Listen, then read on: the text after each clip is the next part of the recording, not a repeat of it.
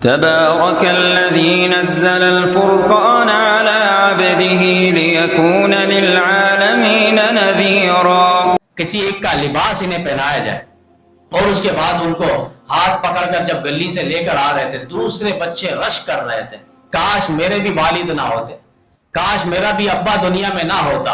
آج محمد عربی امام الانبیاء سرور کونین تاجدار مدینہ فخر دو عالم محبوب دو عالم صلی اللہ علیہ وسلم ہمیں اپنی انگلی سے پکڑ کر اس طرح گھر لے جاتے اور شہزادے کے لباس ہمیں پہنایا جاتا اور پھر ہمیں عیدگاہ کی طرف لے جایا جاتا انگلی پکڑ کر. کتنا وہ خوشی کا لمحہ ہوتا.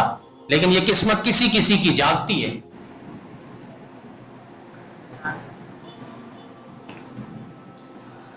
الحمدللہ جل وعلا وصلی اللہ وسلم علی رسولہ المصطفى ونبیہ المجتبى وامینہ علی وحی السماء وعلی آلہ النجبى واصحابہ الاتقیاء افضل الخلائق بعد الانبیاء ومن بہدی مقتدى وبآثارہم اقتفى من المفسرین والمحدثین والمجتہدین والفقہاء الی یوم الجزاء. اما بعد فاعوذ باللہ من الشیطان الرجیم بسم اللہ الرحمن الرحیم. قل هل ننبئکم بالاخسرین اعمالا الذین ضل سعیهم فی الحیاة الدنیا وهم يحسبون انهم يحسنون صنعا. وقال تعالی فی مقام آخر وما آتاکم الرسول فخذوه وما نهاکم عنه فانتهوا. وقال النبی صلی اللہ علیہ وسلم ان لکل قوم عیدا وہذا عیدنا او کما قال علیہ الصلاۃ والسلام. رخ مصطفیٰ ہے وہ آئینہ پھر دوسرا ایسا آئینہ. رخ مصطفیٰ ہے وہ آئینہ پھر دوسرا ایسا آئینہ. نہ میرے بزم خیال میں نہ تصویر آئینہ ساز میں. اور لاکھوں سلام و ساکہ پر دل لاکھوں جس نے جوڑ دیے. دنیا کو دیا پیغام سکون انسانوں کے رخ موڑ دیے. اس معلم اعظم نے کیا کیا نہ دیا زاہد اس عالم کو. دستور دیا منشور دیا کہیں راہیں دی کہیں موڑ دیے. اللہم صلی علی سیدنا و مولانا محمد وعلی آل سیدنا و مولانا محمد وبارک وسلم. میرے واجب الاحترام قابل سے احترام دوستو ساتھیو بزرگو، قرآن پاک کی جو آیت اور ذخیرہ احادیث میں سے جو حدیث پاک تلاوت کی گئی ہے، خلاق عالم کی بارگاہ میں دعا ہے کہ مالک کائنات خالق ارض و سماوات قرآن و سنت کے مطابق کہنے کی، قرآن و سنت کے مطابق عملی زندگی بسر کی توفیق عطا فرمائے. الحمدللہ اللہ تعالیٰ نے ہم سب کو مسلمان بنایا، امت محمدیہ میں بنایا اور اسلام کی ایک لازوال دولت سعادت اللہ تعالیٰ نے ہمیں نصیب فرمائی. اور یہ وہ اسلام ہے جس کو اللہ تعالیٰ نے خود پسند فرمایا اور چناؤ فرمایا. ان الدین عند اللہ الاسلام. اور فرمایا ورضیت لکم الاسلام دینا. ہم نے تمہارے لیے پسند کیا اسلام کو. اور یاد رکھنا اسلام پر ہی تمہاری موت آئے. اسلام کے علاوہ کسی اور مذہب اور ملت اور مشرب پر تمہاری اگر موت آئے فلن یقبل منہ وہو فی الآخرۃ من الخاسرین. جو اسلام کے علاوہ کسی اور ملت پر مذہب پر مشرب پر اگر کسی کی موت آئی فرمایا کہ پھر وہ ہمیشہ ہمیشہ خسارے میں ہوگا. وہو فی الآخرۃ من الخاسرین. ظاہر بات ہے آخرت کا خسارہ، آخرت کا نقصان، آخرت کی تباہی اور بربادی یہ ابد الآباد بربادی اور تباہی ہے. تو اسلام نے ہمیں بہت ساری تعلیمات اور خوشیوں کا پیغام ہمیں دیا ہے. اور سال بھر میں اسلام نے ہمیں 2 خوشی اور تہوار منانے کی اجازت دی ہے.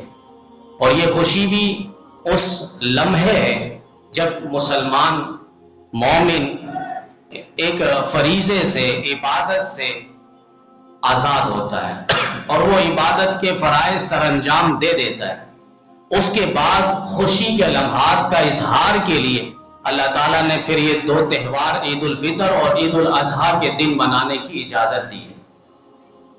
عید الاضحیٰ بقرہ عید جو ہم مناتے ہیں، اس دن مسلمانان عالم حج جیسے فریضہ اور مناسک حج، احکام حج سے فارغ ہوتے ہیں اور پوری دنیا کے مسلمان قربانی جیسے فریضے سے سبکدوش ہوتے ہیں اور اس فریضے کی تکمیل کرتے ہیں۔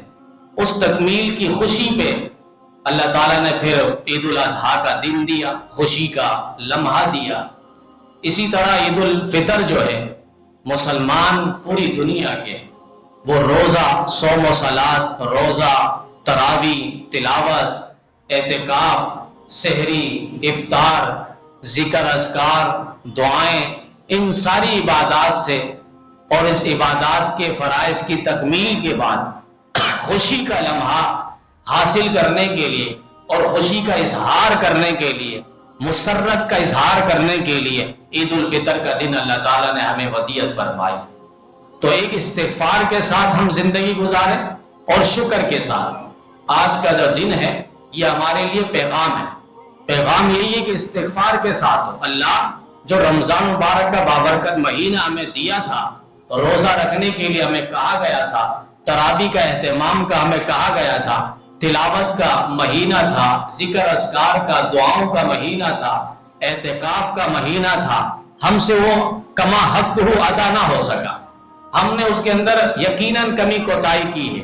اللہ کے یہاں اعتراف شکست کرنا ہے، ہم مانتے اللہ، ہم جانتے اللہ ہم سے کمی کوتاہیاں ہوئی ہے، تو استغفار کے ساتھ ہم زندگی گزاریں۔ ایمان بھی کہتے ہیں دو چیزوں کا نام ہے، الایمان بین الخوف والرجاء، ایمان خوف اور امید دونوں کا نام ہے۔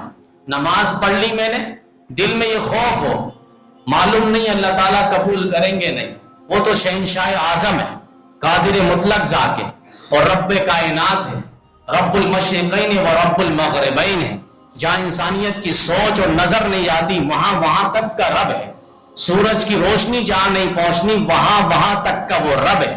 فَأَيْنَمَا تُوَلُّوا فَثَمَّ وَجْهُ اللَّهِ، اللہ فرما رہے ہیں جہاں دیکھو گے تم اللہ کو پاؤ گے، جہاں دیکھو گے، مشرق دیکھو اللہ، مغرب دیکھو اللہ، شمال دیکھو اللہ، جنوب دیکھو اللہ، تحت الثری دیکھو اللہ، عرش معلیٰ دیکھو تو اللہ ہی اللہ تمہیں نظر آئے گا۔ تو وہ فرمائے کہ اس خوف کے ساتھ ہم عبادت کریں، معلوم نہیں میری عبادت اللہ تعالیٰ نے قبول کی ہے یا نہیں۔ الایمان بین الخوف والرجاء، اور امید کے ساتھ بھی ہو، یقیناً اللہ تعالیٰ غفور الرحیم ہے، یقیناً اللہ تعالیٰ 70 ماؤں سے زیادہ پیار کرنے والے ہیں، یقیناً اللہ تعالیٰ معاف کرنے والے ہیں۔ میں نے عبادت اپنے حساب سے کر لی، یقیناً اللہ تعالیٰ اس کو قبول فرمائیں گے۔ اب آپ دیکھیں باپ کے سامنے چھوٹا بچہ 2-4 سال کا نمازیں پڑھ رہا ہوتا ہے، وہ ادھر ادھر بھی دیکھ رہا ہوتا ہے اور زمین پہ کبھی وہ رکوع بھی نہیں کرتا، ڈائریکٹ سجدے میں چلا جاتا ہے، اور سجدہ بھی ایک کر کے فوراً کھڑا ہو جاتا ہے، کبھی بیٹھنا ہو تو کھڑا ہو جاتا ہے، کبھی کھڑا ہو تو بیٹھ جاتا ہے، لیکن باپ اس کو دیکھ کے کتنا خوش ہوتا ہے کہ میرا بیٹا ہے، چھوٹا بچہ ہے، کم سن ہے اور وہ عبادت کر رہا ہے، بھلے ٹکرے مار رہا ہے لیکن وہ اتنی خوشی محسوس کرتا ہے کہ وہ وہی جانتا ہے باپ۔ اب ایک بات بچہ کہتے ہیں نا کہ اپنے بچہ اگر روئے تو دل میں درد ہوتا ہے، دوسرے کے بچے روئے تو سر پہ درد ہوتا ہے، تو اپنا بچہ ہو تو پھر انسان کو قدر ہوتی ہے۔ تو اللہ تعالیٰ پھر جب ہمیں دیکھیں گے ہم تو ویسے ہی ٹکرے مار رہے ہیں، جو کما حق و عبادت کا طریقہ ہے ہم تو ویسے ادا نہیں کر رہے، تو یقیناً اللہ تعالیٰ بھی ہمیں دیکھ کر خوشی کا اظہار فرمائیں گے، اور اللہ تعالیٰ فرشتوں کو بھی کہیں گے، جس طرح اس دن فرشتوں کو اللہ تعالیٰ کہتے ہیں فرشتوں یہ کیا اجرت ہونی چاہیے، مزدوری ہونی چاہیے، جنہوں نے مزدوری کی ہے، تو فرشتوں آگے سے کہتے ہیں کہ اللہ جنہوں نے مزدوری کی ہے ایوفا عملہ، ان کے عمل کا پورا بدلہ دے دیا جائے۔ تو اللہ تعالیٰ پھر اعلان فرماتے ہیں آج کا دن کہ فرشتوں گواہ رہنا، میری عزت کی قسم، میری جلالیت کی قسم، میرا کرم کی قسم، فضل کی قسم، میرے مرتبہ بلندی کی قسم، میرے علو مکانی کی قسم، میں آج سب کو معاف کر دوں گا۔ صرف معافی نہیں، فرمایا بدلت سیئاتکم، میں ان کے گناہوں کو بھی بدل دوں گا حسناتکم، نیکیوں میں۔ یہ بہت بڑی فضیلت ہے آج کا دن۔ کل رات جو گئی ہے یہ لیلۃ الجائزہ ہے، لیلۃ الجائزہ انعام کی رات، اللہ تعالیٰ انعام دیتے ہیں۔ اور آج جو ہے یوم الجوائز، انعام کا دن ہے۔ کل انعام کی رات تھی اور آج انعام کا دن ہے، وہ انعام اللہ تعالیٰ دے رہے ہیں۔ اللہ تعالیٰ خوشی کا، اسی لیے تو آج کے دن روزہ حرام ہے، روزہ نہیں رکھ سکتے۔ کسی بادشاہ کے سامنے اور بادشاہ دسترخوان بچھائے اور کھانا لگائے اور کوئی وہاں جا کر دسترخوان پہ کھانا نہ کھائے تو بادشاہ بہت غصہ ہوتا ہے اور پھر اسے سزا بھی دیتا ہے کہ بھئی ہمارے دسترخوان پہ آئے ہو، کھانا ہم نے لگایا سجایا، تم کھاتے کیوں نہیں؟ اسی طرح آج کا دن اللہ تعالیٰ مہمان نوازی کر رہا ہے، آج کھانا پڑے گا۔ کوئی روزہ رکھے گا، یہ ایک لحاظ سے اعراض عن ضیافت اللہ، اللہ کی مہمان نوازی سے یہ شخص روگردانی کر رہا ہے، اعراض کر رہا ہے، نہیں مان رہا۔ تو یہ خوشی کا دن ہے، ہم اس کو استغفار کے ساتھ گزارے۔ استغفر اللہ ربی، اللہ ہم سے کوتاہی ہو گئی، یقیناً کوتاہی ہوئی ہے رمضان میں۔ اور ساتھ ساتھ شکر بھی کہ اللہ آپ نے ہمیں لیلۃ الجائزہ جیسی رات دی ہے، انعام کی رات، اور پھر یوم الجوائز انعام کا دن آپ نے ہمیں نصیب کی ہے۔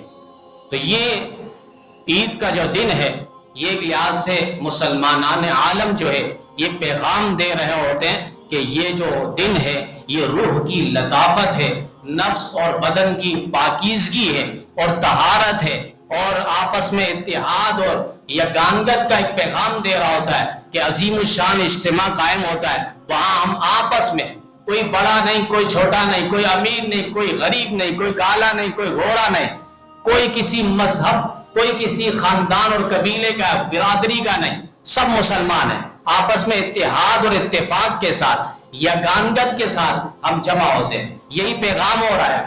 آپس میں محبت اور الفت اور پیار اور وقار کا پیغام دیا جا رہا ہوتا ہے۔ اسی اجتماع سے اور خوشی کے لمحات سے فرمائے ہمدردی اور ایثار کا ایک پیغام دیا جاتا ہے، ہمدردی اور ایثار۔ نبی علیہ السلام نے فرمایا اغنوہم فی ھذا الیوم، آج کے دن تم غریبوں، مسکینوں، محتاجوں، لاغروں، کمزوروں، بے بسوں، مجبوروں کی مدد کرو، مالی اعتبار سے، صدقۃ الفطر کے اعتبار سے، زکوٰۃ کے اعتبار سے، جس مد پہ بھی ہو، فرمائے تم اس کے ساتھ مدد کرو۔ اگر کسی نے صدقۃ الفطر دے دیا، اللہ نے مزید توفیق دی ہے، فرمائے کہ وہ مزید آگے بڑھ چڑھ کر حصہ لے۔ اللہ تعالیٰ کو یہ خرچ کرنے والے بندے بے حد پسند ہیں، جو خرچ نہیں کرتے اور قارون کی دولت جمع کر کے رکھتے ہیں اور اکٹھا کر کے رکھتے ہیں، گنتے رہتے ہیں، بینک بیلنس پراپرٹی جمع کرتے ہیں۔ اللہ نے سورۃ الہمزہ کے اندر فرمایا وَيْلٌ لِكُلِّ هُمَزَةٍ لُمَزَةٍ الَّذِي جَمَعَ مَالًا وَعَدَّدَهُ، ایسے لوگ تباہ برباد ہو جائے جو مال کو جمع کر کے رکھتے ہیں اور گن کر رکھتے ہیں۔ یہ نہیں کہ اب سارا مال اٹھا کر لگا دیں، وہ تو صدیق اکبر کی صرف صفت تھی اور کسی کی صفت ہو ہی نہیں سکتی۔ مطلب یہ کہ کم از کم اللہ کے راستے میں ہم نکالنے کا، لگانے کا جذبہ رکھیں۔ جنید جمشید رحمت اللہ علیہ جو شہید ہو گئے اور وہ چترال میں تبلیغی جماعت پہ گئے ہوئے تھے، آتے ہوئے جہاز کا جو حادثہ ہوا تھا اور اس میں وہ شہید ہو گئے، اور تقریباً وہ اللہ کے راستے میں لگے ہوئے تھے، لیکن اس سے قبل ان کی زندگی آپ دیکھیں گے تو گانوں کے اندر، رقص و سرور کے اندر، محفلوں کے اندر ان کی زندگی گزر رہی تھی۔ اچانک ان کو توبہ کی توفیق ہوئی، علماء نے دعوت دی، پھر اس کے دل میں ایک داعیہ پیدا ہوا کہ میں نے اتنے پیسے جو جمع کیے یہ سب تو حرام ہے، میں نے گانوں پر یہ پیسے تقریباً 35 کروڑ روپے 35 کروڑ روپے شیخ الاسلام حضرت مولانا مفتی تقی صاحب مدظل عالی، ہم ان کو سمجھتے نہیں ہیں کہ یہ تقی صاحب کس پائے کے عالم ہیں۔ سونے کی قیمت سونار ہی جانتا ہے، کباڑ والے نہیں جانتے ہیں۔ شیخ محمد علی صابونی رحمت اللہ علیہ بہت بڑے عرب کے عالم گزرے اور ان کی باقاعدہ قرآن مجید پر تفسیر بھی ہے، صفحۃ التفاسیر 3 جلدوں پہ عربی میں بہترین تفسیر انہوں نے کی ہے، کئی کتابیں انہوں نے تصنیف کی ہے، لکھی ہے۔ شیخ محمد علی صابونی رحمت اللہ علیہ وہ بیٹھے ہوئے تھے حرم میں، عصر کے بعد مغرب سے پہلے کا وقت تھا۔ ہمارے کراچی کے بہت بڑے عالم جو شیخ الاسلام مفتی تقی صاحب کے شاگرد تھے، ابھی بھی ہے. انہوں نے کہا ہے کہ میں بھی ان کے پیچھے بیٹھا ہوا تھا, مجھے نہیں پتا شیخ محمد علی صابونی رحمۃ اللہ علیہ, اچانک وہ میرے طرف پلٹے اور پلٹ کے مجھ سے کہا کہ یا شیخ اینا جیتا, آپ آئے کہاں سے ہو؟ انہوں نے کہا میں پاکستان کا. پاکستان سے؟ پھر وہ قریب ہو گئے اور انہوں نے کہا کہ آپ شیخ الاسلام مفتی تقی صاحب کو جانتے ہو؟ انہوں نے کہا جانتے ہیں, میرا استاذ ہے, میں نے ان سے بخاری شریف پڑھی ہے. پھر انہوں نے کہا کہ آپ ان کی مجلس میں جاتے ہو, بیانات پہ جاتے ہو؟ انہوں نے کہا کہ یہ ہماری کمزوری ہے, ہم ان کے بیانات پہ مجلس پہ جا نہیں سکتے. وہ خود امام بھی تھے اور پھر محتمم بھی تھے, جانا آنا مشکل ہو رہا تھا. اس حساب سے انہوں نے کہا میری مجبوری ہے, میں ان کی درس پہ, سبق پہ, مجلس پہ جا نہیں سکتا. آگے شیخ محمد علی صابونی نے کیا کہا کہ فیال العجب, بڑا تعجب کی بات ہے, اتنے بڑے عالم, ھذا تحفۃ البلاد و تحفۃ پاکستان, فرمائے یہ پوری دنیا ہے, انسانیت اور عالم اسلام کے لیے ایک تحفہ ہے, تحفہ ہے, تمہیں معلوم نہیں ہے, اور پاکستان کے لیے خاص کر یہ ایک تحفہ ہے. بیرون ملک نے کس طرح سازشیں کی تھی شیخ الاسلام مفتی تقی صاحب مدظ علی کو راستے سے ہٹانے کی, لیکن جسے اللہ رکھے اسے کون سکے.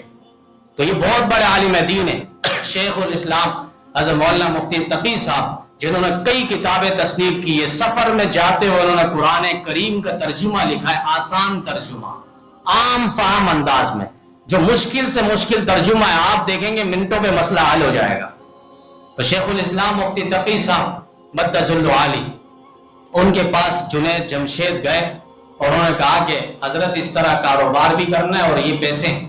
انہوں نے کہا کہ یہ پیسے تو اب حرام ہے, اب مزید آپ کاروبار کریں گے وہ حلال پیسے حرام کے ساتھ ملے گا, ایسے ہی جیسے دودھ میں منہ دو.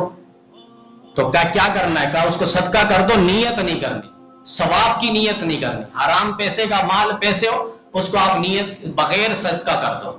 کہا صدقہ کر دیا, 35 کروڑ روپے, کچھ بھی نہیں ایمان کے سامنے. انہوں نے ایمان کو سمجھا تھا, ایمان کی دولت کو سمجھا تھا. 35 کروڑ روپے اللہ کے راستے میں انہوں نے قربان کر دیا.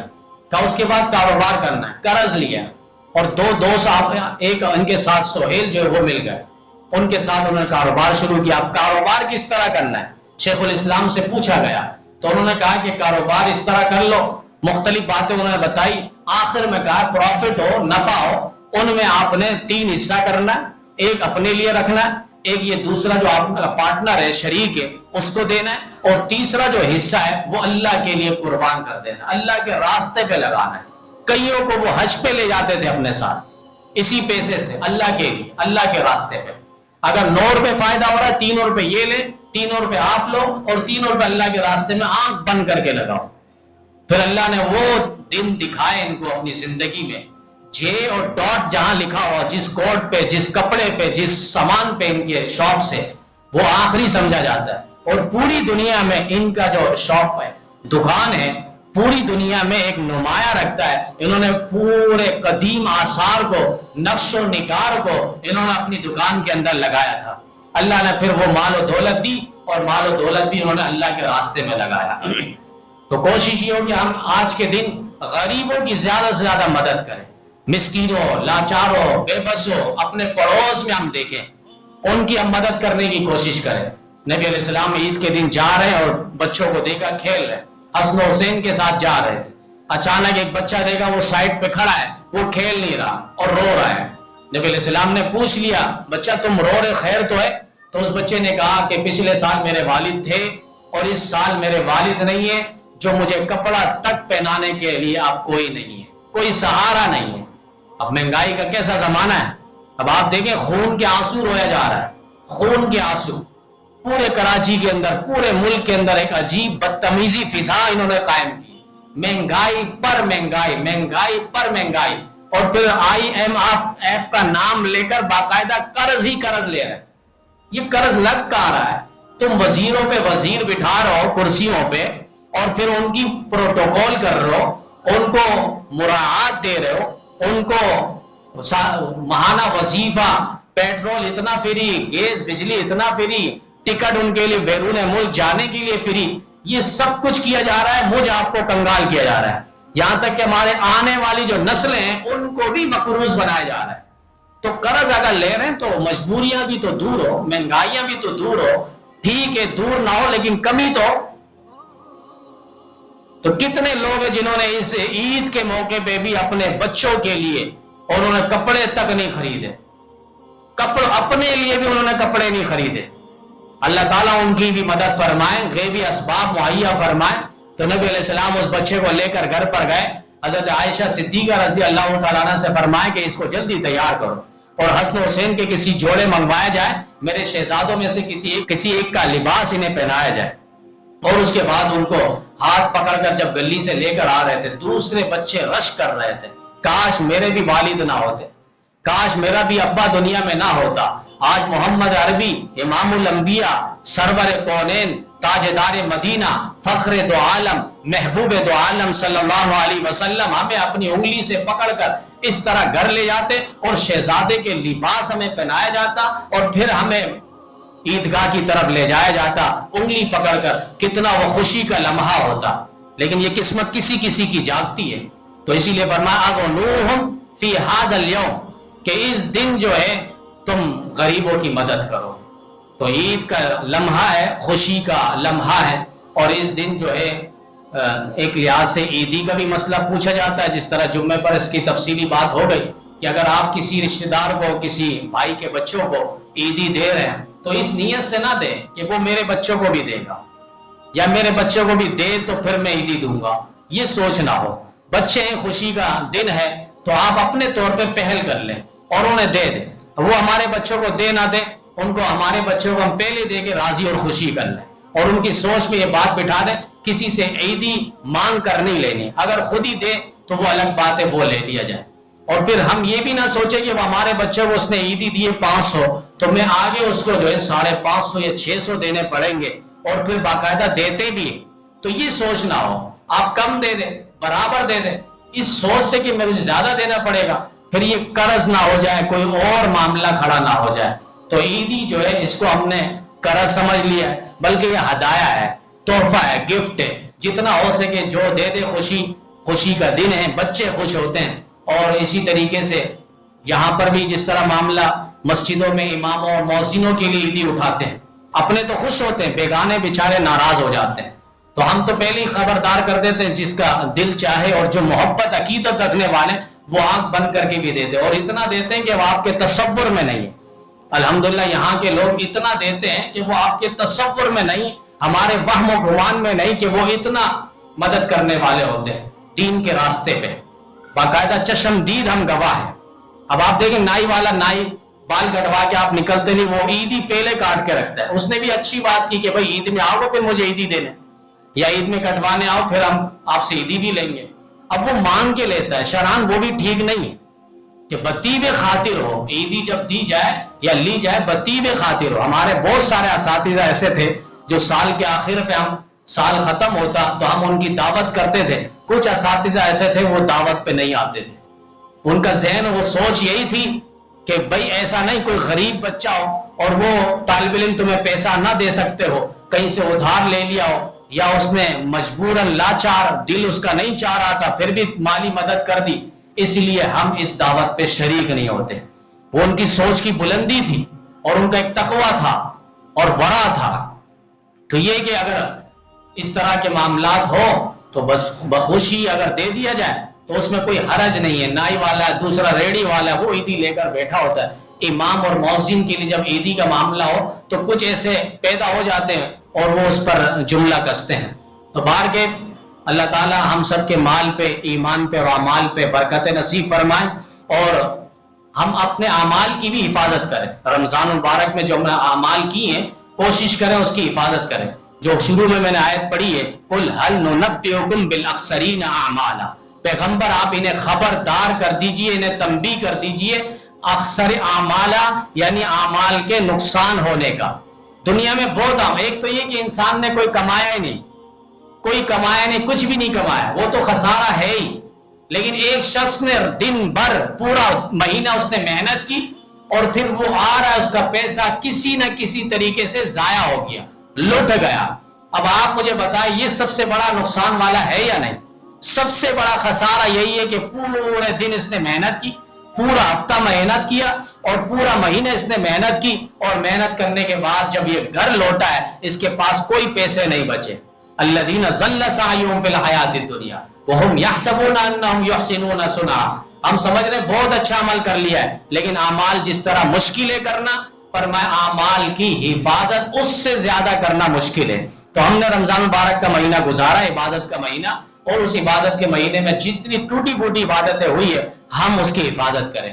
زبان کی حفاظت کر کے، آنکھوں کی حفاظت کر کے، سوچ کی حفاظت کر کے، کانوں کی حفاظت کر کے، ہاتھوں کی حفاظت کر کے، دل، دماغ اور پاؤں کی حفاظت کر کے ہم اپنے اعمال پر قلعہ قائم کر لیں، حصار لگا لیں، دیوار لگا لیں، سد کر ذی القرنین بن جائے کہ ہمارے اعمال پہ کوئی ڈاکہ زنی نہ ہو، نہ شیطان کریں، نہ شیطانی چیلے، انسانیت جو وسوسے ہیں، فرمائے اس سے بھی اللہ تعالیٰ حفاظت فرمائے.